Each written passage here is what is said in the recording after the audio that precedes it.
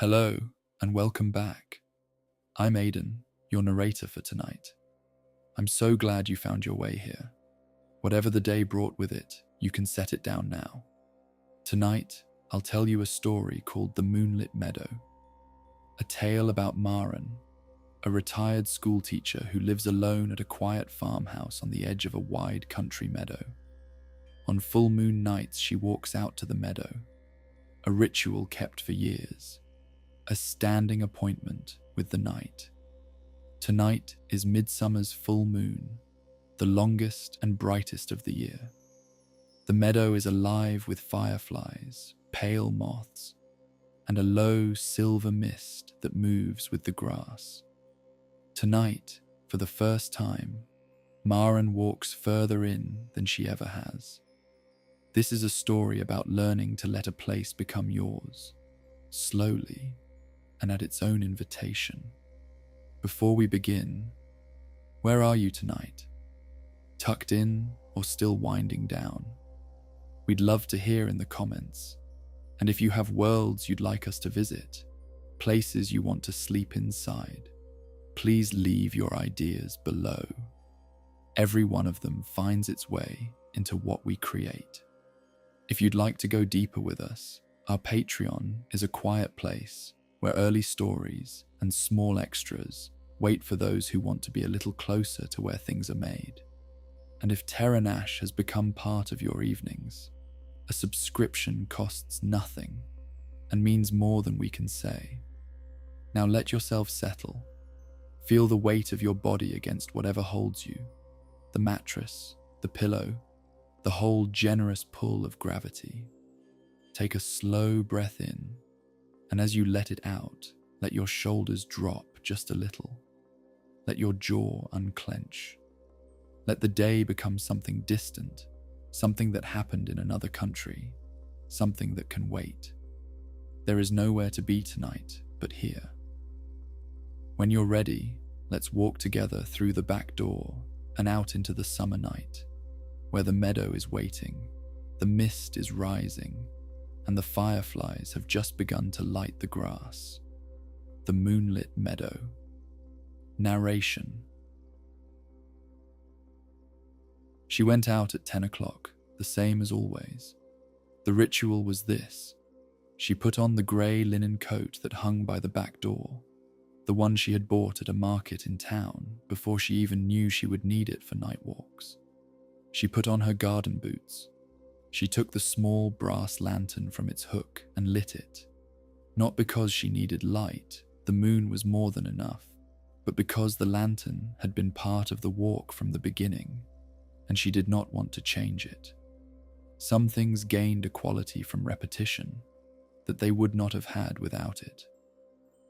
The back door opened onto the kitchen garden, and she passed through it without looking. The stone path was familiar enough to walk in her sleep.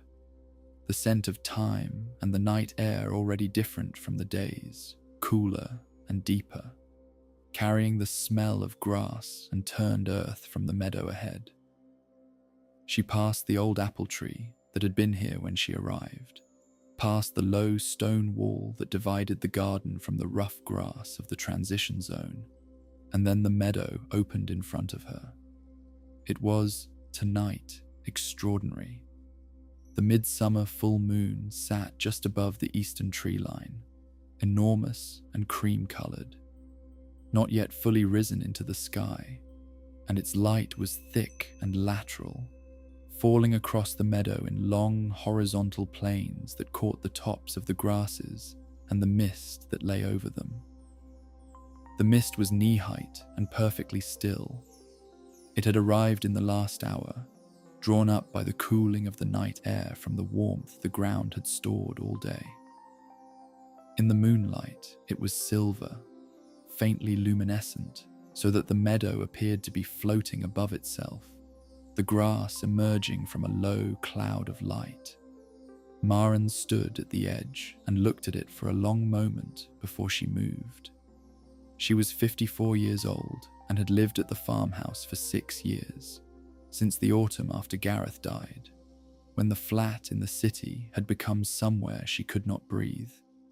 She had not known she was a person who needed this. The quiet, the particular texture of rural dark, the absence of the sounds of other people's lives pressing through walls and floors and ceilings. Maren had not known it until she arrived here and had felt, for the first time in a year, the sensation of being able to think. She had a ritual for every season, but the midsummer walk was the one she loved most. The light was longest and the meadow was at its fullest. The grasses were tall and heavy with seed. The wildflowers in the deeper parts were dense and various, and the animals that used the meadow in the dark, the badger, the owl, the rabbits whose paths were visible as narrow, worn corridors through the grass, were all at their most active. It was the height of the meadow's year. She had walked it 6 times at midsummer now, and each time she understood it a little more. Tonight, the fireflies had arrived. She had not seen them in years, had not seen them, in fact, since she was a child in her grandmother's garden, and had forgotten that they existed at this latitude, that they could exist here.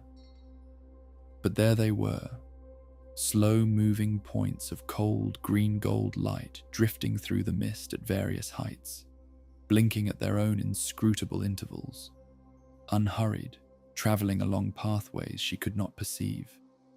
There were dozens of them, perhaps 100, perhaps more. It was difficult to count a light that moved.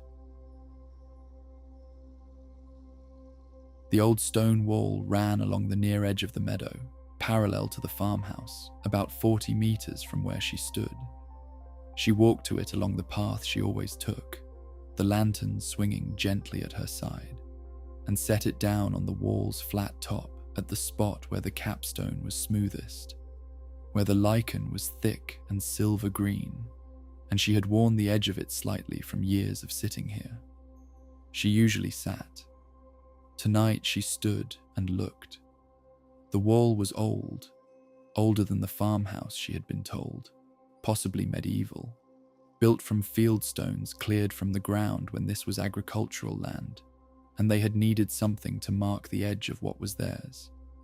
The stones were the particular flat-topped limestone of this region, grey in daylight, blue-grey at night, porous and pitted and covered at the joints with moss. She had spent a great deal of time with this wall. She knew its every gap and settled section, knew which stones had moved in the winter frost, and which had sat unmoved for centuries. On the other side of the wall, the meadow's full expanse. In the daylight, it was roughly an acre, bounded on 3 sides by hedgerows, and on the 4th, the far side, by a line of old oaks that were large enough to have been saplings when her wall was built. She had never mapped it precisely. It was not that kind of knowing she wanted. She had learned it the way you learn a person, slowly, by returning to it, by accepting that there were parts of it she had not yet been shown. The moths were extraordinary tonight as well. Large, pale moths, the size of small birds, or so they seemed in the moonlight, though she knew this was a trick of the dark, circled above the taller flower heads at the meadow's near edge. She could see at least 4 of them, their wing beats slow and deliberate. They were drawn to the pale flowers, the ones that had maximized their visibility for exactly this hour, the ones that had arranged their whole biology around this precise quality of low light and slow moth and warm summer dark. She had read about this once and had never forgotten it. There were whole ecologies that existed only at night, whole networks of exchange between plant and insect that daylight never witnessed. The fireflies pulsed and drifted. The moths circled. The mist lay over the grass like a second surface. She found herself moving along the wall rather than sitting down at her usual spot, and she let herself move. This happened sometimes. The walk took her somewhere other than where she intended, and she had learned not to resist it. The intention was to be here. What happened next was the meadow's business. She walked along the wall toward the far end, where she knew there was a gap, a place where two large stones had shifted and not been repaired, wide enough to step through if you watched where you put your feet. She had known about the gap for years and had never used it. She thought about Gareth while she walked along the wall, not in the way she used to think about him. In the first 2 years after, it had been like a constant, low-grade tinnitus, his absence present in every silence, in every night, in every moment that would have been better with him in it. That was grief at its most relentless. Not the large moments, but the texture of ordinary life. All the places where a person leaves an exact impression of themselves, and the impression outlasts them. 6 years out, it was different.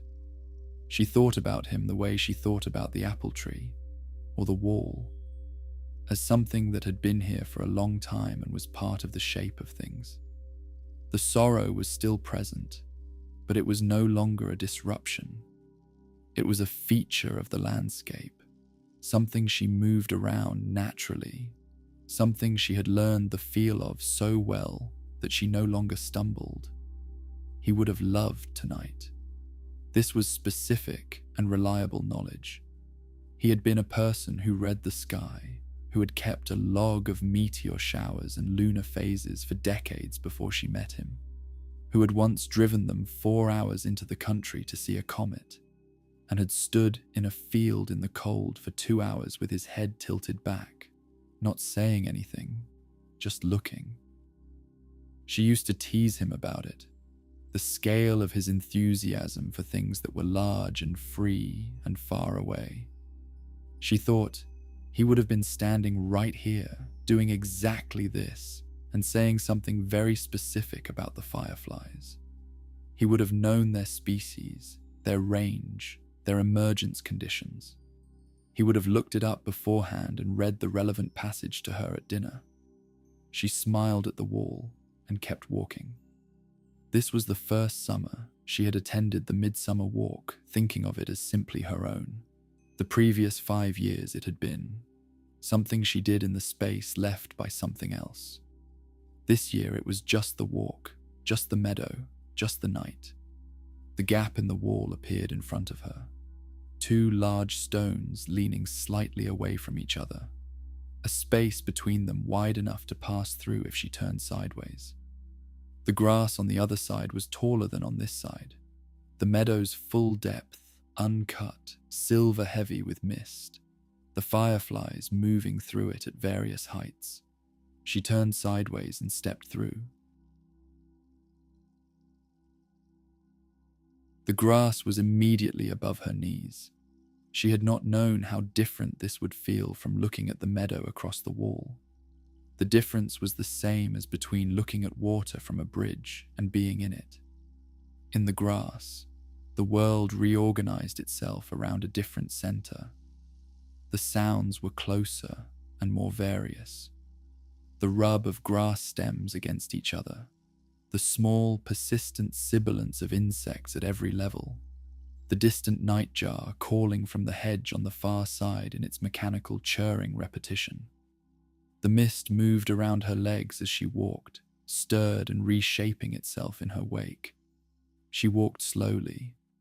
There was no path here, and she was reading the ground as she went, feeling for the slight give of a rabbit run, the firmer resistance where the grass was thick and undisturbed.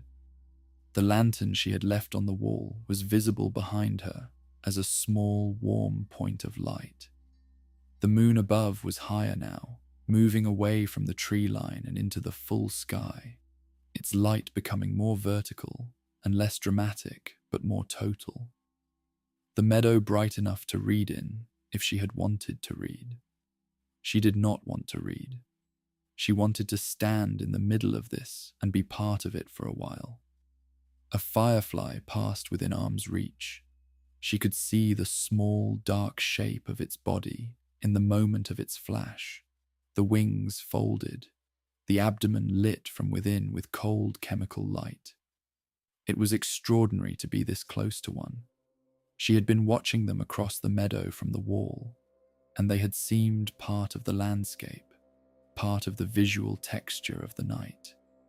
This close, the individual animal was visible, small, purposeful, alive, going about its own business with absolute concentration. She thought, this is always true. The large thing at a distance and the small particular thing up close. The meadow from the wall and the meadow from the inside. The grief from the outside and the grief from within it. She walked on. The grass moved against her coat and her boots. The nightjar called and was answered by something she couldn't identify. A softer call, farther off, from the direction of the oaks. The mist was thicker here in the meadow's center, reaching her waist in the low spots, and the fireflies drifted through it like a diaspora, each one following its own private logic of light and dark and warmth and not warmth. She could hear something in the grass ahead, a small rapid thing, something that paused and then moved and then paused again. A mouse or a vole, too small and too low for a rabbit. She stopped and waited, and after a moment she saw the vole emerge from a grass stem and cross a small open area of bare earth at speed, vanishing into the grass on the far side. She watched the place where it had been for a moment after it was gone.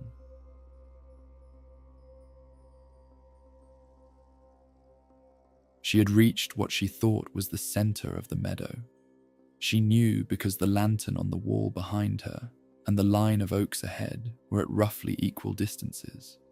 The moon was now well into the upper sky, and its light fell vertically over everything, casting shadows straight down from the grass stems and her own body, shortening them.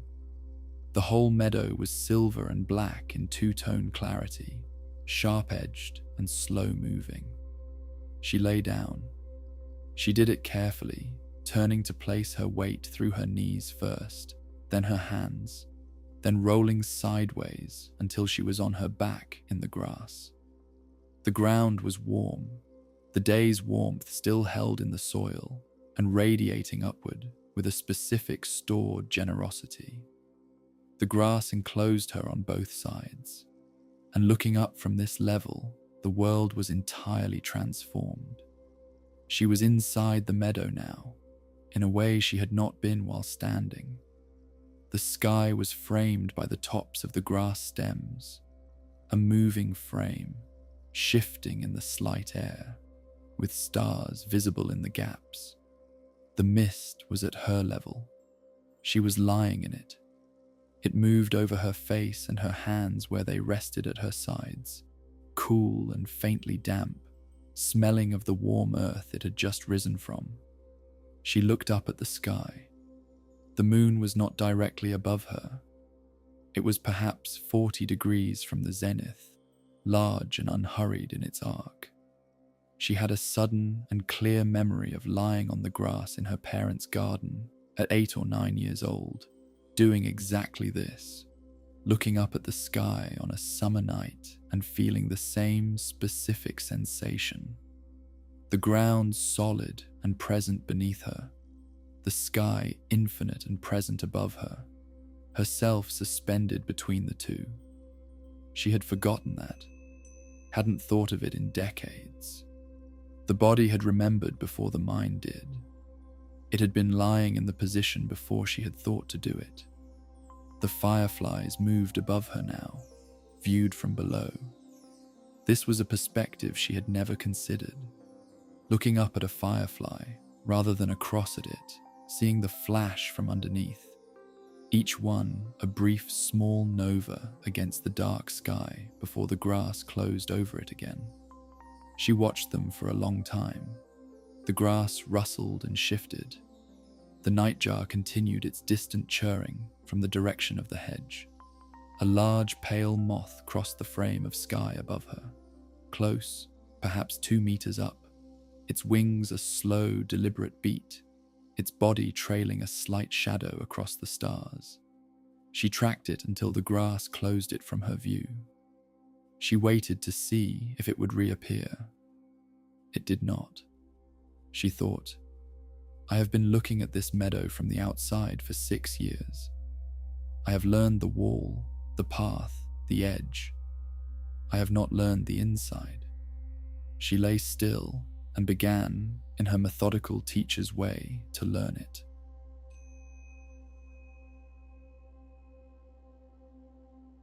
The ground spoke, not in language, in sensation, the slow transfer of stored warmth through her coat and her skin, the faint vibration of the meadow's own life conducting through the soil. She had read that plants communicated through root networks, chemical signals traveling between trees and grasses and flowers in the dark, the whole underground system of the field in constant low conversation. She could not feel this directly, but she could feel that the ground was alive, that it was not merely inert matter bearing her weight, but something actively present, something that contained vast quantities of process and relation that she was too large and brief to perceive. The smell of the grass and the earth was very strong from this position. Not unpleasant. It was one of her favorite smells, the complex vegetable depth of a meadow in summer, the layer of decaying matter and mineral soil and root smell beneath the green, and the flower scent of the living surface. She breathed it in slowly and held it for a moment before releasing it. Her body was settling into the ground's contours. She could feel small variations in the terrain, a slight dip beneath her right shoulder, a firmer ridge beneath her left knee, that were invisible from standing. The meadow from the inside was a landscape of small topography. From above, looked flat. From here, it was a world of subtle rises and hollows, each one a different micro-environment, each one with its own light and moisture and community of life. She was not cold. The air was cool, but the ground was warm, and the coat was adequate, and she was the kind of person who ran warm. She had always run warm. Even in winter, she wore one fewer layer than the people around her suggested she needed. Gareth used to say she was a radiator. She used to tell him he was describing a boiler. Her breathing had slowed. She noticed this as a fact rather than an accomplishment. The meadow had taken it from her in the way that certain places take certain things, without asking, and gives you something else in exchange. Her lungs were moving in the long, easy rhythm of someone nearly asleep.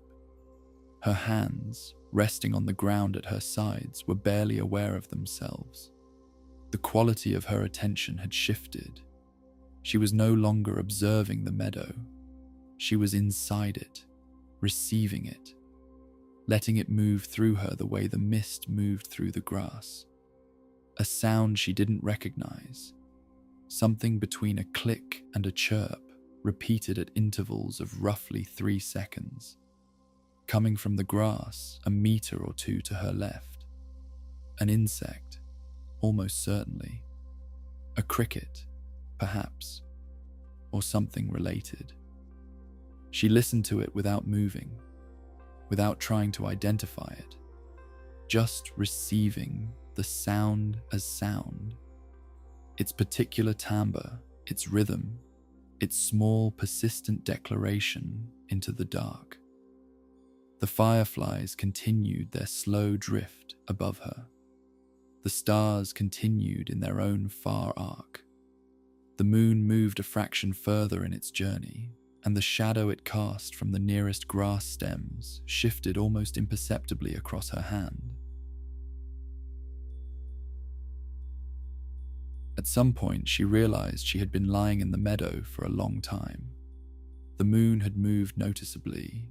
It was higher and further along its arc, past the zenith now, and beginning its westward descent. An hour, possibly. Perhaps more. She had not intended to stay this long, but the intention felt like something that belonged to another version of herself. The version that had stepped through the gap in the wall with plans.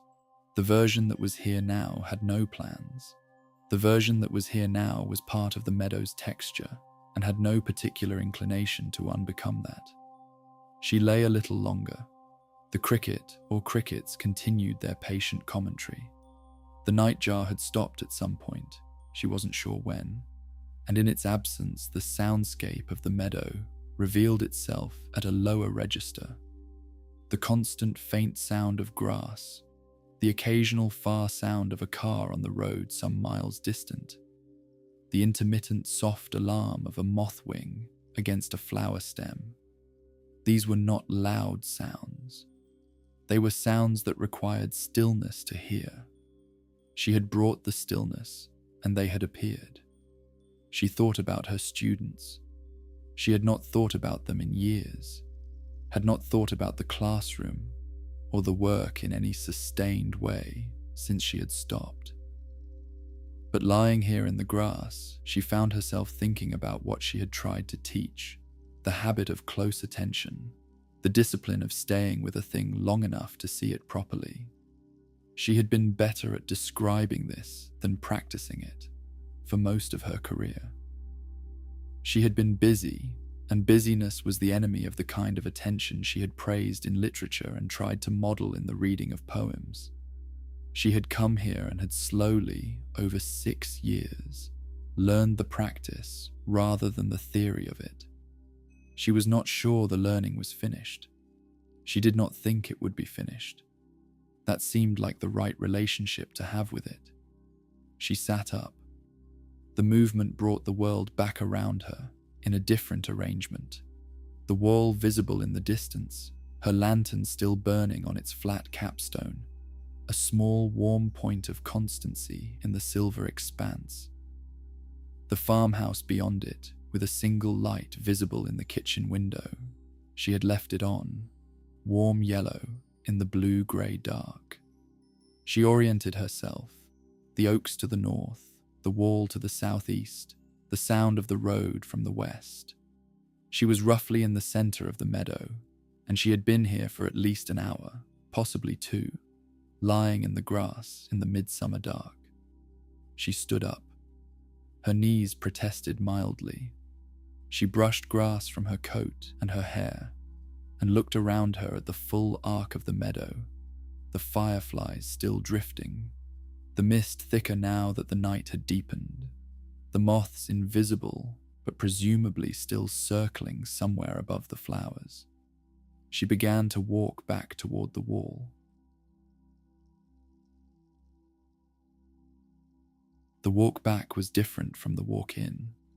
She had come in alert and observing, each step a new thing. She walked back through a space she had now spent time inside, and the familiarity was different from the familiarity of the wall side. This was the beginning of a different knowing, the first layer of it, which was the knowing that comes from having been still in a place long enough for it to become indifferent to you. The animals of the meadow had resumed around her while she lay.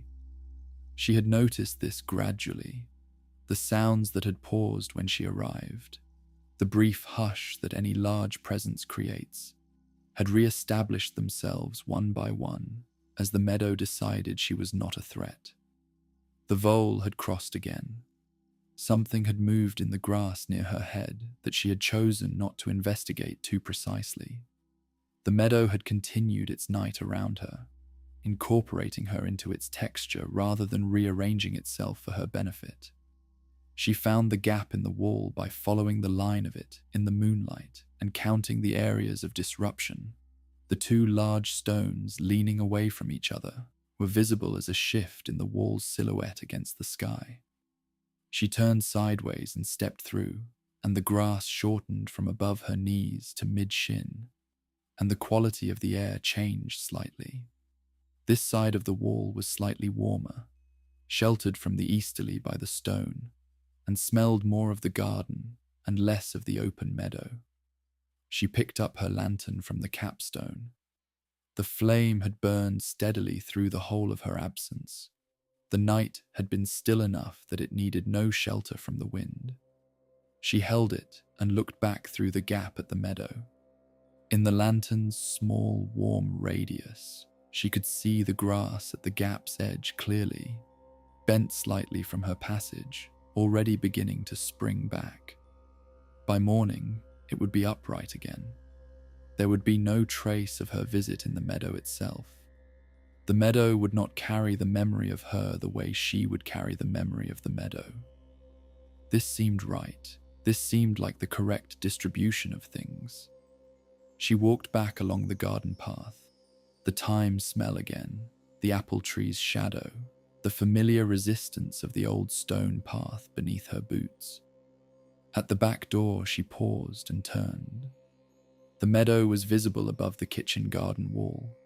The silver mist and the moon, and the slow drift of the fireflies across its surface. The wall at its edge, the dark tree line beyond. All of it continuing, entirely indifferent to whether she was watching. All of it complete. She stood in the doorway for a long moment. After she went in and closed the door, the meadow continued. The nightjar returned to its perch at the hedge's corner and resumed its call. The churring mechanical sound that was nothing like what people expected a bird to say, but that carried across the dark with absolute confidence, as it had for every summer of this meadow's recorded history, and for uncounted summers before that. The fireflies moved through their own logic. Each one followed the chemical signature of a potential mate through the warm dark, blinking in the precise pattern of its species, reading the blinks that came back. The pattern was slower than a heartbeat, faster than breathing, a rhythm that had no name in human language because human language had not needed one. They drifted above the mist and through it, their cold light continuous and patient.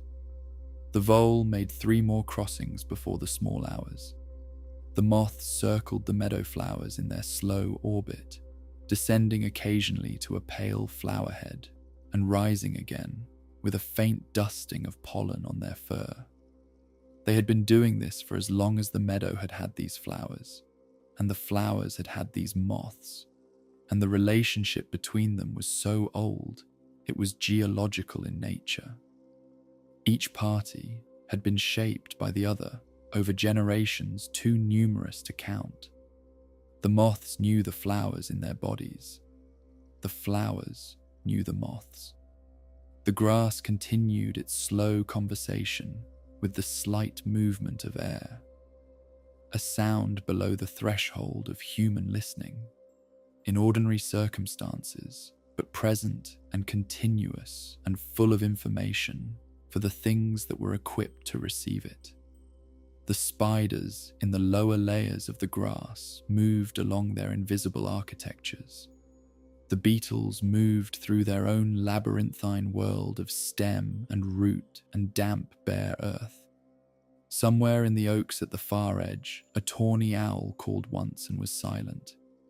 The mist thickened as the night deepened, rising slightly as the air cooled further, so that by 2 a.m, it was at the height of the meadow flowers' seed heads, and the whole meadow was submerged to the waist, and the fireflies moved through it like a slow and private constellation.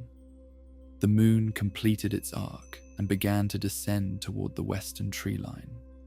The stars overhead continued their own slower movement, the ones Gareth had known by name, the ones that had been named and renamed through all the languages of all the people who had lain in meadows like this one, and looked up and felt the same specific combination of smallness and connection that Maren had felt lying in the grass tonight.